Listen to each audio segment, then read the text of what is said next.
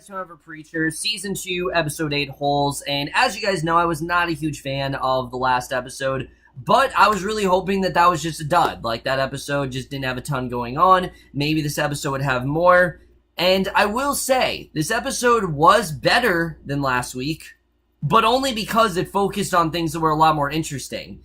Everything else that was going on was worse than the last episode. Really, it was. I mean, this was probably the worst structured episode of the season. The worst episode of the season is still last week's, but this is still pretty high up there. There's a lot of things here that it just really, the show's really dragging, and I get it that they had 13 episodes, but I'm really wishing that the season was 10 episodes, honestly. I don't really think they needed these 13 episodes. Even 12 episodes, I think, would have suited them more than 13 episodes did. But let's just get into this episode, because there was stuff I really did like. Most of it going on with Eugene. Eugene's plot in this episode, I actually really did enjoy. Now, I don't know how it effectively ties into the rest of the show, but I don't really care. I mean, you give me something interesting, I can get behind it. You know, that's kind of how I am with this show. So, at least right now, especially because everything else is just kind of like, whatever. But we start off in hell. We see Eugene. He's exercising in the common room. And I have to say, like I said, I've really been into this plot, but they haven't really shown a lot of it.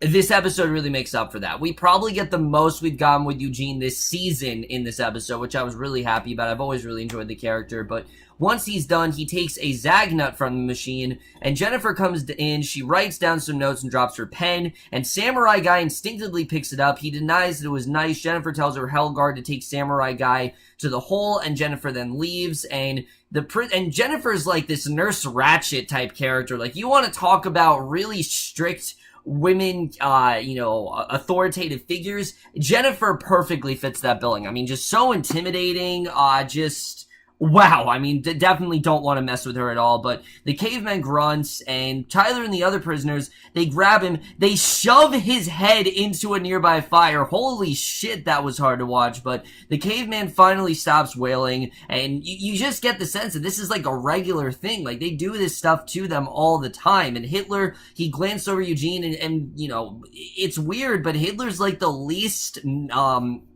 evil out of all of them. In fact, he feels a lot more vulnerable in this world. And Eugene asks what he's looking at, and he shoves him to the floor, glances up at the surveillance camera, and we realize that he actually is on camera, and Eugene's obviously very worried about that. So basically, I thought that was a good way to start things off. Like I said, Eugene's plot in general is kind of saving things, and I definitely was happy with that. What I was a little bit disappointed with this episode was Cassidy, because here's the thing. We have this really interesting story with Cassidy right now and Dennis, that obviously Cassidy, he wasn't the best father to Dennis, and, Dennis is now dying, and he's trying to make up for that. So I was thinking that most of this episode would be kind of like what they did with Star, where we'd see a lot of flashbacks with Cassidy and Dennis, and we do get a lot with them, but we only get one flashback with them in this episode, and it's an effective one, it is, but I just didn't feel like we got enough of the story. We start off in 1946. We see during the day Cassidy goes to the hospital maternity ward where his son Dennis is with the other newborns, which I liked that we found that he was born in 1946. I just think it makes a lot more sense. But he sings a song to his son, and he tells Dennis that he'll be the best father he's ever seen. He takes it a flask, he takes a drink, puts it away, looks at his son. You get the sense that Cassidy was like a raging alcoholic and things like that. But again, this is just, I get it that obviously we're trying to show that there was a time when Cassidy was a much more, he was much less careless than he is now, and he was much different then, and I like that they did show the softer side to Cassidy, but I just didn't really feel like we got enough of the story here. We see Dennis, he's on the couch sleeping, and Dennis sits looking at him, and after a moment, Cassidy covers him with a blanket. He asks if he can get anything. Dennis asks him again to turn him, and Cassidy refuses. And again, this storyline right now is just so repetitive for me. Over and over again, every episode, turn me, don't turn me, turn me, don't turn me. It's like, are you gonna do it or are you gonna not? Like, it's just, we're going in circles here, and that's like the main thing going on with the show right now, is that a lot of this episode are just us going in circles. With Cassidy, should I turn him, should I not? it should be a compelling storyline, but we've had this going on for 3 episodes now, and I really feel like it's just time to make a decision. Are you going to do it or are you not? I'm not into this storyline as much as the show wants me to be. I want to like it, I really do, but it's just not that inherently interesting. But the worst stuff, once again, is Tulip. Tulip's stuff in this episode was better, but it's just kind of insufferable. She's in the kitchen reading. Cassidy comes out. She says the fridge is busted, asks if Cassidy wants to get out, and she doesn't know where. She just wants to go out and get drunk, and Cassidy says that he should stay there with Dennis and asks if she wants to go with Jesse.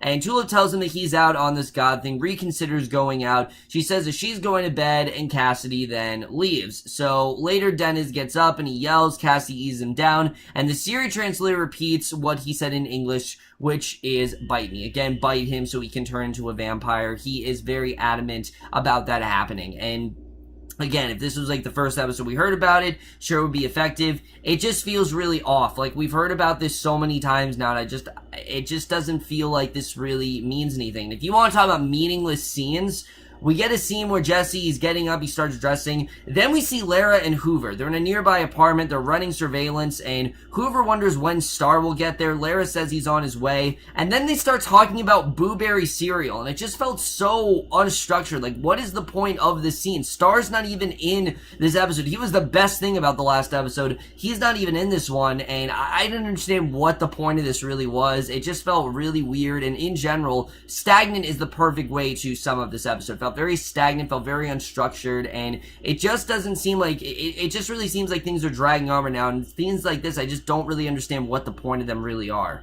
So Cassidy calls in a doctor to check Dennis, and Jesse comes over, asks Cassidy how it's going, and Cassidy says that it was a rough night, and the doctor can't do anything for Dennis, unfortunately. You know, he's really trying, you could tell, and that's something I really do love about Cassidy, that we're seeing that he really is trying to help out his son, but it just seems to be too late. And Cassidy asks where he's going. Jesse explains he's going to Circuit Works to see if they can enhance the image on the video. He admits that it's all he's got. He starts to go, and Cassidy asks Jesse if he would use the voice to stop Dennis from dying, but Jesse doesn't know if Genesis could help, and even if it could, he doesn't think that's what it's for. You know, he doesn't think he could be able to save him from dying, so unfortunately, he's kind of out of, shit out of luck. So Cassidy drops the matter. Jesse goes downstairs. Tulip is coming in, tells him that she was at the Hurt Locker, and Jesse asks if she's okay, and Tulip indifferently says that she is. He explains he's going to Circuit Works to have them blow up the image and trace the shooter, and Tulip asks if she can come, and Jesse immediately agrees. So it would be a great thing for her to come. So at Circuit Works, he asks the clerks about blowing up the image, and they agree to take a look at it. He warns that they might find what's on the tape confusing, and they assure him that they won't and go to work, and Jesse discovers that Tulip is looking at a fridge,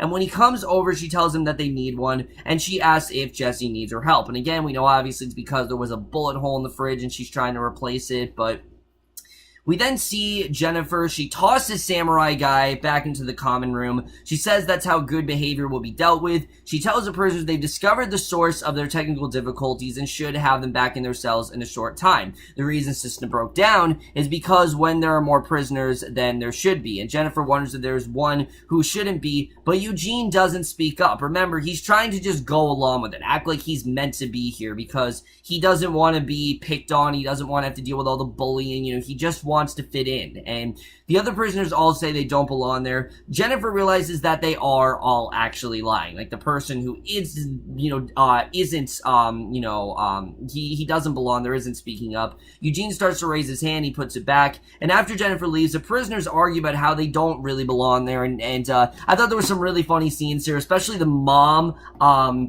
he says, like, oh, I had 2 kids, and, everything was going great, but then she actually shot them, and she's like, oh, well, they just weren't enough for me. I mean, just some really great dark humor. Then the other dude who said that he was like, that he was completely fine, he had a girl, and it was just date rape, wasn't actual rape. I just thought, it's just some really great dark humor there. Like, Seth Rogen and Evan Goldberg, they really know how to do this dark, twisted humor very well, and that's something I definitely did enjoy seeing here. And that's something that Preacher still does well. They do still have really good humor. It's just there's a lot of darkness kind of perpetuating that, and I don't really understand that. But Eugene's playing baseball with a flat ball. Hitler comes over, says that it's him, and Eugene figures that he's the evilest person there other than Hitler. And finally, he says that he took advantage of a girl by kissing her, which really isn't that bad if you think about it. I mean, the only reason that he did that is to stop her, and he just kind of felt like it was the moment to. But Hitler tells Eugene that he doesn't belong there, but Eugene says that he doesn't deserve to get out. He feels like, he was there for a reason, and that he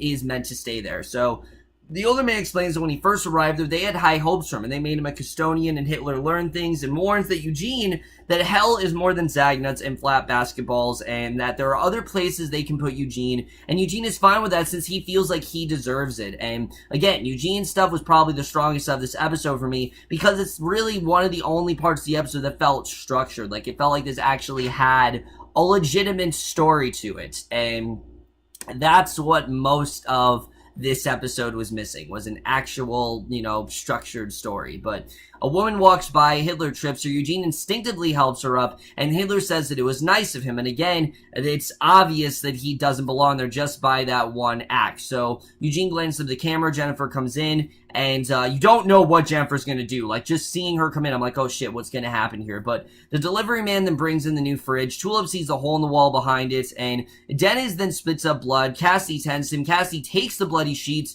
He goes out in the kitchen and compliments Tulip on the new fridge, and he asks if she ever wants to be immortal like him, and she says it'd be cool, and Cassie tells her that things still hurt. He talks about how he used to love the beach in the summer, but as a vampire, he can't go out on the beach, and Cassie talks about the boredom and how everyone he ever cared about loved or just dies. Now, this is a good scene, but it's because of how good the acting is. Joseph Gilgun and Ruth Negga, they have fantastic chemistry, so any scene they have together is brilliant. But again, this storyline is just dragging on and on and on, and it really feels like if this was in like another episode where we didn't hear about this plot line constantly, then maybe this would be interesting, but we're just hearing about it over and over again. It just wasn't as interesting. So Tulip admits that it sucks. Cassie goes back to Dennis, and the clerks explain that the serial number was scrubbed off of the gun barrel. They figure that Jesse held the gun. They wanted to make sure that no one could trace it back to him. Jesse has them play the video back. He sees a face behind the camera. The clerks told him to give him a minute to recalibrate the image, and I'm not lying to you guys. The rest of Jesse's plot in this episode is just him at Best Buy trying to get them to reconstruct the video. I'm not even joking. That is the rest of his plots, and it's one of the dumbest things about this season. I mean, why do you have an entire episode with Jesse just at Best Buy? There's nothing interesting about that, and that's the kind of stuff this show does. I don't know why it relishes in this, like, slow storytelling, but this is the perfect idea of what they shouldn't be doing. But Tulip then spackles each of the bullet holes that the Cowboy's bullet left in the walls, and again, this plot just doesn't make a ton of sense to me. Like, I get it that obviously Tulip was affected by what happened, but you're telling me out of everything that she's gone through, this is the worst trauma she's ever gone through in her life? I highly doubt it. I highly doubt that this is the worst thing that's ever happened to Tulip in terms of her criminal history. I'm pretty sure there had to have been something else. There had to. I mean, this could not have possibly been the only thing, that really affected Tulip. I doubt that that's the case. I just think it's a really out of place plot, and it just doesn't seem like something that would go for what we know with Tulip's history as a character. So what we get next is probably the most brutal and devastating scene of this entire episode, because Jennifer shows Eugene the extrapolator, and if you know what that means, basically it's to make things worse than they already are. So she shoves him into the hole, and the machinery starts up, and Eugene basically sees how truly horrifying of a place hell really is. So he finds himself in Tracy's bedroom. Eugene stops her from killing herself, and he actually takes his shotgun away, and she puts her head on his shoulder, and this Eugene kisses her as it all happened. That's exactly as we know, what happened. This time, however, turns out that basically she pulls away, but it's not because she's repulsed, it's because she's mad that he never said that he liked her, which I thought was really surprising. I mean, you're like, what the fuck? Like, is Hal now better because of Eugene? And she admits that she likes him as well and hugs him. They even start bursting out into song. Like, it was a very strange scene the way that was played out, and he starts crying, says he's happy. They start to kiss, and it seems like everything's going to go great until the toilet in the next room flushes, and she tells Eugene that she promised herself to God. Jesse then comes out, tells them to finish their homework, and he kisses Tracy, who says that Jesse is God to her, and obviously, Jesse is the last person that Eugene wants to see right now, because Jesse's the reason why Eugene is in hell, of course, and they kiss. Eugene yells at them to cut it out, and ignoring him, Tracy starts unfastening Jesse's belt. Eugene grabs a shotgun, he prepares to shoot them, and Mrs. Loge, the knocks on the door, calling Eugene's father's on the way. Jesse tells Eugene to finish the job, and Eugene puts the shotgun barrel to his head, kills himself, and like I said, this is basically what Hitler was talking about. Like, this is the dark depths of hell that Eugene just isn't ready for. And it was really hard to watch. It was a really well done scene, probably the best scene of the episode, if I had to be honest with you. But in general, it was definitely very hard to watch, especially given what Eugene has gone through. I mean, this was probably the worst thing we've seen him gone through so far. But Dennis then sitting on the toilet when Cassidy comes in with some ginger ale for him as Cassidy cleans the vomit off of Dennis's face. Dennis again is begging him to turn him. It's just like, enough already. He's not going to do it. I'm tired of this story. I really want to enjoy Cassidy and Dennis, but it's just very repetitive at this point. So the guard then throws Eugene back into the common room. Eugene crawls to his bunk, and Hitler tells him that Eugene had to see where they would put him if they found out he was there by mistake. And he tells Eugene that he wants to help him escape, and basically, they're going to try to get out of prison. Who knows that, they're going to try to get out of hell. Who knows that this is actually going to work? But yeah, Hitler is going to help Eugene escape. I never thought I'd say that in my life, but yeah, Adolf Hitler is actually a decent man on this show, which, again, I guess makes sense. I mean, sure, he's done some horrible things, but through hell and things like that, he's definitely, it's changed him a lot, and you can definitely tell. So Tulip continues spackling bullet holes. She comes to a locked door, and Lara and Hoover then look up as she tries to the door. Lara finally asks who it is. Tulip tells him that she's their neighbor. She's going around fixing holes. Lara opens the door, says that she thought Tulip was her ex, and lets her in. And basically, Jesse then prays to God. Even though he knows that he's not there, he asks for his help. The clerks call him back to the desk. They admit that they got nothing. Jesse figures that it was all for nothing, which, yeah, this entire plot was basically all for nothing. He yells at them, asking if they've seen God. Getting a hold of himself, he walks off. The clerks shred the DVD with the Grail Industries logo on it. And are you fucking kidding me? Like, you had no idea that the DVD was Grail Industries? Like, you're really that dumb? And, I mean, he didn't even look at the DVD. Like, not for a second did Jesse even look at the DVD. If he would have just looked at the disc and saw that it said Grail Industries, then there wouldn't be a whole thing right now. Then there wouldn't be a whole problem, because he knows, obviously, what Grail Industries is all about. And the fact that he didn't look at that, I just thought it was really dumb. But and again, it just makes the whole plot seem even more pointless than it was. But as Tulip spackles the bullet hole, she points out that Lara has a gun, and Lara says it's for her ex, while Hoover hides in the next room. Tulip wonders where the furniture is, and Lara claims that she had to leave quick. She says that her name is Jenny, and Tulip tells her to let the spackles set for an hour. And as Tulip goes, she suggests that Lara come with her to the Hurt Locker. And I will admit, this is interesting. I like where this is going, that Lara, she's kind of like this con artist. She's pretending to be different people. Yes, when she was with Jesse, she said who she actually was, but it's clear that they're putting on a facade. They're obviously trying to cause problems. And I don't know if Tulip and Lara, they're going to actually strike up a connection, but I'm interested in seeing where this is going to go. And especially when Tulip realizes that this actually is Lara, the girl that Jesse was talking to, which she's, it's inevitable as she's going to find out eventually. I think this actually could go somewhere really interesting. And I do have to say, I really love the way this episode ended. As much as this plot is as flawed as this plot is for Cassidy and Dennis, this ending was really well done. He calls a man Seamus, says that he has a sick son, and Seamus tells Cassidy to just let Dennis die, and hangs up. And that might be the best thing to do. If he turns him into a vampire, he's suffering even more. And Cassidy goes into Dennis's room. He sings him the same ditty that he sung to him when he was a baby, and you can just see the look on Cassidy's face. It's kind of a look of acceptance. It's a look of bittersweet. And it's a look of regret, him regretting that he didn't get to spend all this time with his son, and that now that his son is dying, now he has to spend this time with him, and he just wishes that it was like this. But it's a really somber way to end a pretty dark episode, but let's just get into this episode and where it's going to take us into the rest of the season. So like I said, I don't think this episode was as bad as the last one. I do think there were some things that were better here, i.e. Eugene, Cassidy, and Dennis. And even the ending with Lara and Tulip I did think was interesting. But the episode as a whole was completely unstructured, and I just feel like it's very repetitive at this point, especially when we're talking about what's going on with God. I mean, an entire episode with Jesse at Best Buy, are you fucking kidding me? It just does not interest me whatsoever. It shows how unstructured the show can really be, and how it always has, it goes from like 0 to 50 in a second. Like, it seems like nothing will happen, and then all this crazy shit happens, and then we get this really boring scene, and I just don't get what the point of this plot really was. I mean, he didn't get any of the information that he wanted. It was from Grail Industries. Why didn't he look at the DVD? I don't know. It just seemed really underwritten, and I did not understand what the point of Jesse even going to Grail Industries really was all about. Obviously, there was a point in doing that, but I didn't really understand, why did he have to go to Grail Industries? Why did he have to, why didn't he just look at the disc and see it was Grail Industries? I didn't understand that at all. As far as Cassie and Dennis, again, I really do want to like this plot. I do. But the fact that it's constantly Dennis being like, change me, and Cassie's like, no, and then Dennis is like, change me. It's like, all right, we get it. You want to be turned to a vampire. Let's actually go somewhere with this. And we're not. We're not going anywhere with this. It seems that finally we are.